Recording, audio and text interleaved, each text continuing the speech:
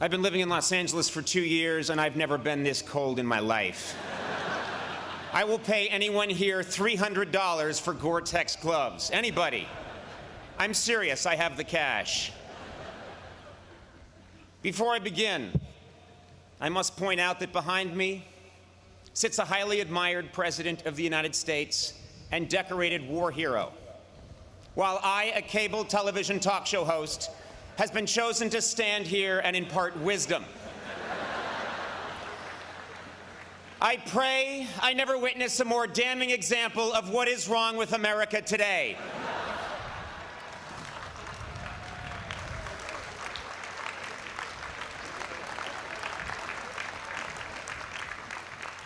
Graduates, faculty, parents, relatives, undergraduates, and old people that just come to these things. Good morning and congratulations to the Dartmouth class of 2011.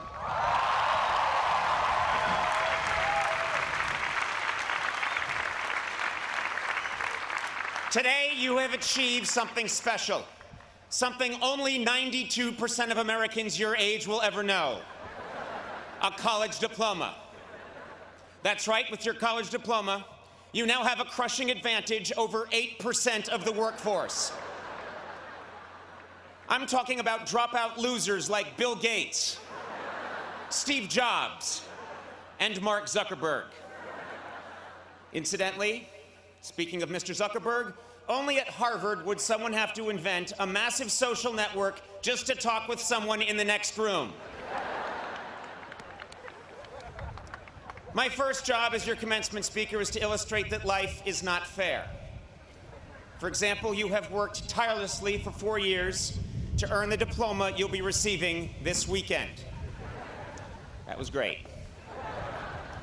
And Dartmouth is giving me the same degree for interviewing the 4th lead in Twilight. Deal with it. Another example that life is not fair: if it does rain, the powerful rich people on stage get the tent.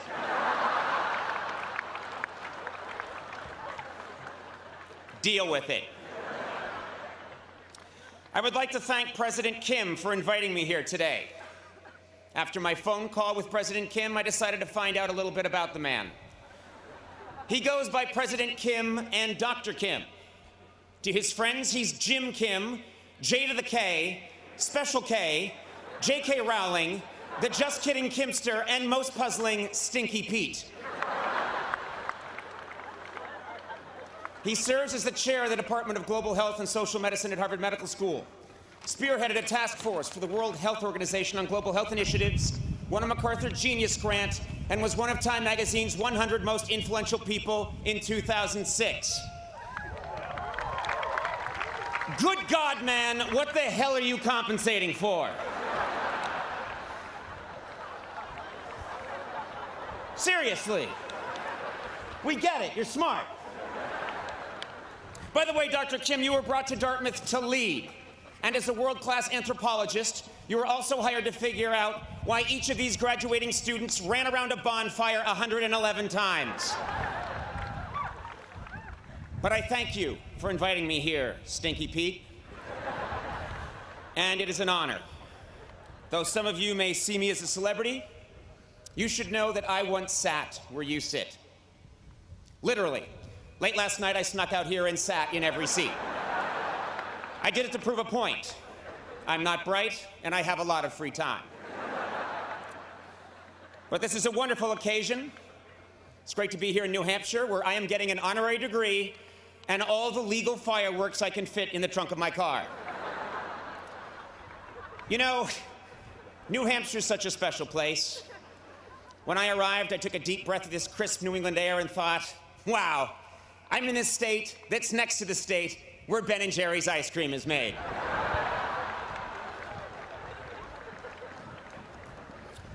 But don't get me wrong, I take my task today very seriously. When I got the call 2 months ago to be your speaker, I decided to prepare with the same intensity many of you have devoted to an important term paper. So late last night, I began.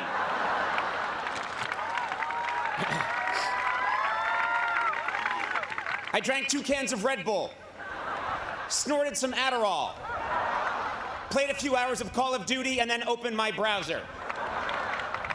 I think Wikipedia put it best when they said Dartmouth College is a private Ivy League university in Hanover, New Hampshire, United States. Thank you and good luck. To communicate with you students today, I have gone to great lengths to become well-versed in your unique linguistic patterns.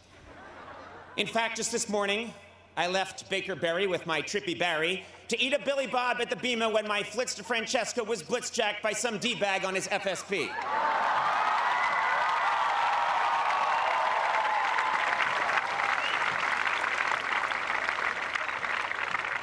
Yes, I've done my research. This college was named after the 2nd Earl of Dartmouth, a good friend of the 3rd Earl of UC Santa Cruz, and the Duke of the Barbizon School of Beauty. Your school motto is Vox Clamantis in Deserto, which means voice crying out in the wilderness. This is easily the most pathetic school motto I have ever heard.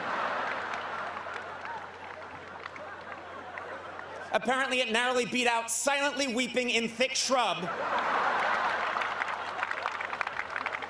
and whimpering in moist sleeve without pants. Your school color is green. And this color was chosen by Frederick Mather in 1867 because, and this is true, I looked it up, quote, it was the only color that had not been taken already. I cannot remember hearing anything so sad. Dartmouth, you have an inferiority complex, and you should not. You have graduated more great fictitious Americans than any other college. Meredith Grey of Grey's Anatomy, Pete Campbell from Mad Men, Michael Corleone from The Godfather. In fact, I look forward to next year's valedictory address by your esteemed classmate, Count Chocula. Of course, your greatest fictitious graduate is Treasury Secretary Timothy Geithner. Man, can you imagine if a real Treasury Secretary made those kinds of decisions?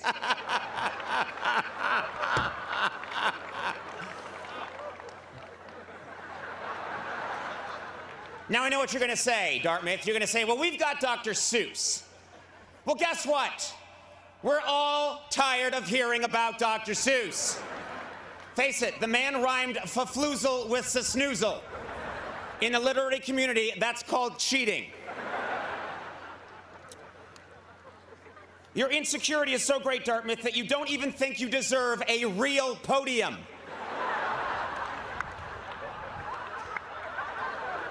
I'm sorry, what the hell is this thing? It looks like you stole it from the set of Survivor, Nova Scotia. Seriously, it looks like something a bear would use at an AA meeting.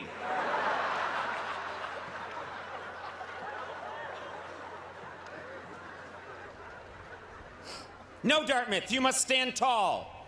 Raise your heads high and feel proud. Because if Harvard, Yale, and Princeton are your self-involved, vain, name-dropping older brothers, you are the cool, sexually confident, lacrosse-playing younger sibling who knows how to throw a party and looks good in a down vest.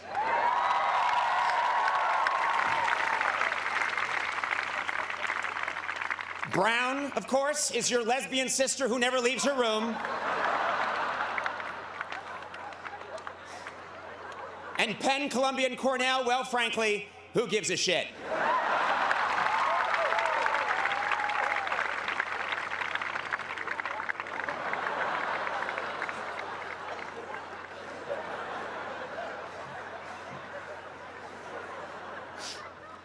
Yes, I've always had a special bond with this school. In fact, this is my 2nd time coming here.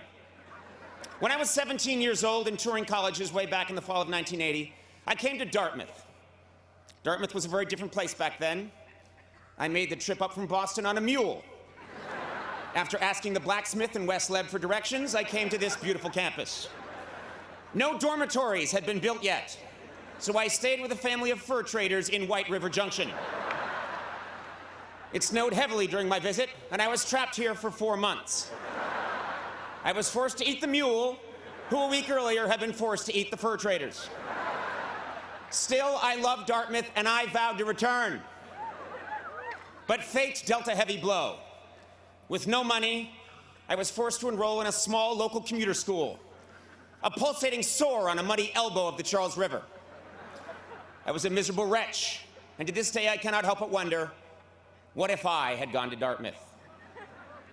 If I had gone to Dartmouth, I might have spent at least some of my college years outside, and today I might not be allergic to all plant life, as well as most types of rock. If I had gone to Dartmouth right now, I'd be wearing a fleece thong instead of a lace thong.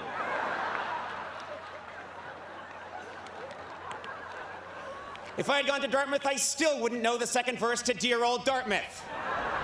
Face it, none of you do, you all mumble that part.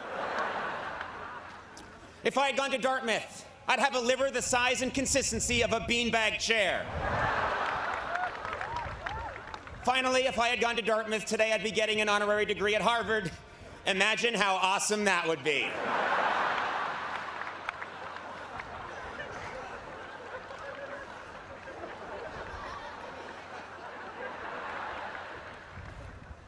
You are a great school, and you deserve a historic commencement address. That's right, I want my message today to be forever remembered because it changed the world. To do this, I must suggest groundbreaking policy. Winston Churchill gave his famous Iron Curtain speech at Westminster College in 1946. JFK outlined his nuclear disarmament policy at American University in 1963. Today, I would like to set forth my own policy here at Dartmouth. I call it the Conan Doctrine. Under the Conan Doctrine, all bachelor degrees will be upgraded to master's degrees. All master's degrees will be upgraded to PhDs. And all MBA students will be immediately transferred to a white-collar prison.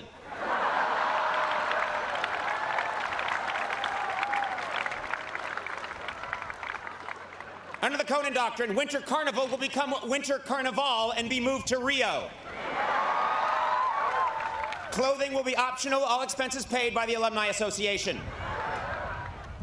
Your nickname, the Big Green, will be changed to something more kick-ass, like the Jade Blade, the Seafoam Avenger, or simply Limezilla.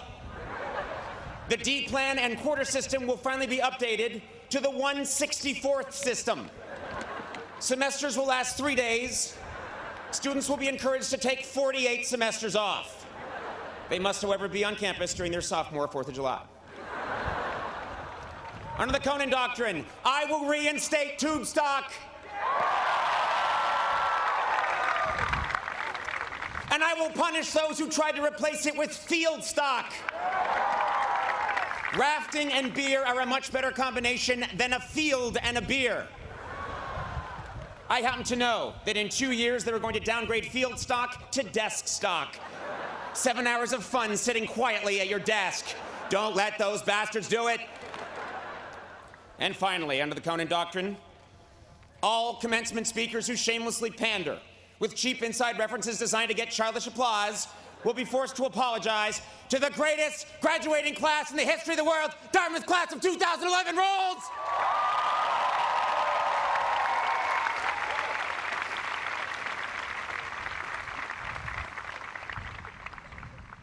Besides policy, another hallmark of great commencement speeches is deep, profound advice, like Reach for the Stars. Well, today, I'm not going to waste your time with empty cliches. Instead, I'm going to give you real, practical advice that you will need to know if you're going to survive the next few years. First, adult acne lasts longer than you think. I almost canceled 2 days ago because I had a zit on my eye.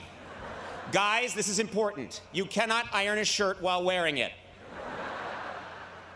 Here's another one. If you live on ramen noodles for too long, you lose all feelings in your hands, and your stool becomes a white gel. And finally, wearing colorful Converse high tops beneath your graduation robe is a great way to tell your classmates that this is just the first of many horrible decisions you plan to make with the rest of your life. Of course, there are many parents here, and I have real advice for them as well. Parents, you should write this down. Many of your children, you haven't seen them in 4 years. Well, now you're about to see them every day when they come out of the basement to tell you the Wi-Fi isn't working. If your child majored in fine arts or philosophy, you have good reason to be worried. The only place they are now really qualified to get a job is ancient Greece. Good luck with that degree. The traffic today on East Wheelock is going to be murder, so once they start handing out diplomas, you should slip out in the middle of the K's. And I have to tell you this, you will spend more money framing your child's diploma than they will earn in the next 6 months. It's tough out there, so be patient. The only people hiring right now are Panera Bread and Mexican drug cartels. Yes, you parents must be patient because it is indeed a grim job market out there. One of the reasons it's so tough finding work is that aging baby boomers refuse to leave their jobs. Trust me on this.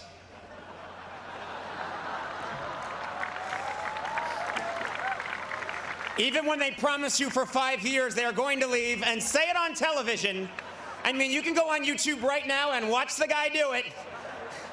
There is no guarantee they won't come back. Of course, I'm speaking generally. But enough, this is not a time for grim prognostications or negativity. No, I came here today because, believe it or not, I actually do have something real to tell you. 11 years ago, I gave an address to a graduating class at Harvard. I have not spoken at a graduation since because I thought I had nothing left to say. But then 2010 came. And now I'm here 3,000 miles from my home because I learned a hard but profound lesson last year, and I have to share it with you. In 2000, I told graduates, don't be afraid to fail. Well, now I'm here to tell you that though you should not fear failure, you should do your very best to avoid it.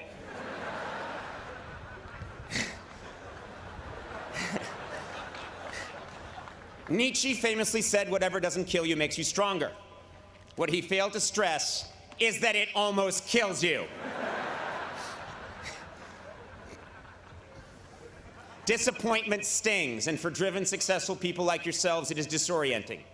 What Nietzsche should have said is, whatever doesn't kill you makes you watch a lot of Cartoon Network and drink mid-price Chardonnay at 11 in the morning. Now, by definition, commencement speakers at an Ivy League college are considered successful. But a little over a year ago, I experienced a profound and very public disappointment. I did not get what I wanted, and I left a system that had nurtured and helped define me for the better part of 17 years.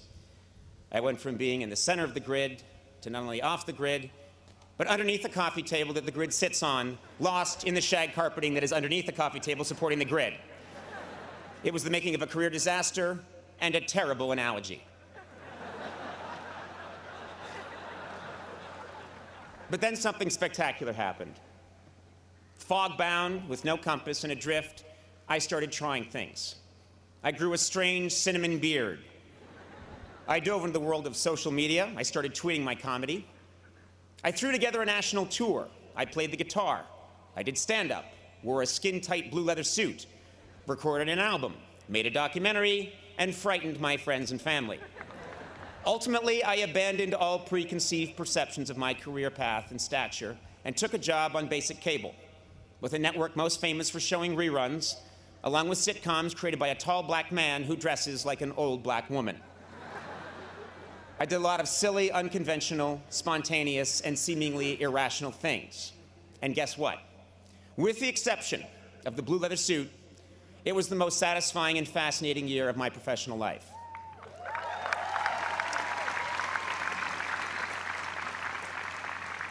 To this day, I still don't understand exactly what happened, but I have never had more fun, been more challenged, and this is important, had more conviction about what I was doing. How could this be true? Well, it's simple. There are few things more liberating in this life than having your worst fear realized. I went to college with many people who prided themselves on knowing exactly who they were and exactly where they were going. At Harvard, 5 different guys in my class told me they would one day be president of the United States. 4 of them were later killed in motel shootouts. The other ones briefly hosted Blue's Clues before dying senselessly in yet another motel shootout. Your path at 22 will not necessarily be your path at 32 or 42. One's dream is constantly evolving, rising and falling, changing course. This happens in every job, but because I have worked in comedy for 25 years, I can probably speak best about my own profession. Way back in the 1940s, there was a very, very funny man named Jack Benny. He was a giant star, easily one of the greatest comedians of his generation. And a much younger man named Johnny Carson wanted very much to be Jack Benny. In some ways he was, but in many ways he wasn't. He emulated Jack Benny, but his own quirks and mannerisms, along with the changing medium, pulled him in a different direction. And yet, his failure to completely become his hero made him the funniest person of his generation. David Letterman wanted to be Johnny Carson, and was not. And as a result, my generation of comedians wanted to be David Letterman. And none of us are. My peers and I have all missed that mark in 1,000 different ways. But the point is this: it is our failure to become our perceived ideal that ultimately defines us and makes us unique. It's not easy, but if you accept your misfortune and handle it right, your perceived failure can become a catalyst for profound reinvention. So, at the age of 47,